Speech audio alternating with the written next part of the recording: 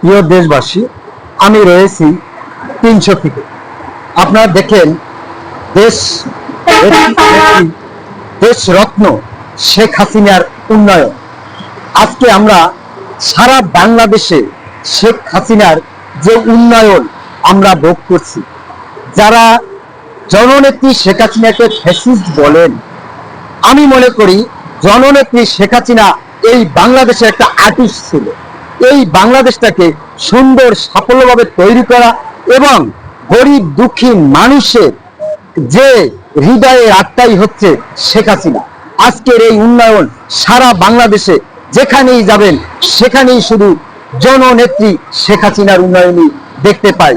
বাংলাদেশের মানুষ যারা ওই পাকিস্তান আমেরিকার দালালদের কথা শুনে একত্রিত হয়েছিলেন, যারা শেখ হাসিনাকে ভুল বুঝছিলেন, তারা একটু বাংলাদেশটাকে ঘুরে দেখবেন এবং চিন্তা করবেন যে জননেত্রী শেখ হাসিনা এদেশের উন্নয়নের জন্য, এদেশের মানুষের জন্য কত কাজ করে গেছে।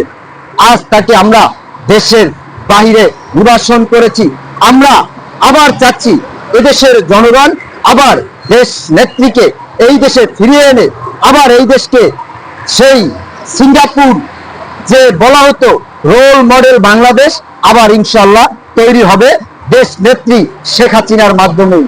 সবাই ভালো থাকবেন, আল্লাহ হাফেজ। উন্নয়নের চিত্র সারা বাংলাদেশে আপনি কেমন দেখছেন? এটা প্রশংসনীয় যে সারা বাংলাদেশে প্রধানমন্ত্রী শেখ হাসিনা যে উন্নয়ন করেছে, এতে অনেক কর্মসংস্থান তৈরি হয়েছে, দেশের উন্নত রোল মডেলে তৈরি হয়েছে।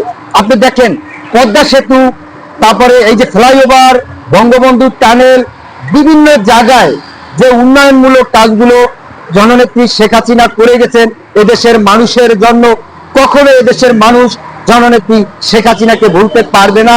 এবং মানুষ এখন পথে আছে কখন শেখ হাসিনাকে বাংলাদেশে এনে আবার সেই সুন্দর সাফল্যময় উন্নয়নের অবকাঠামো আবার ইনশাল্লাহ তৈরি করবে এই বাংলার মানুষ।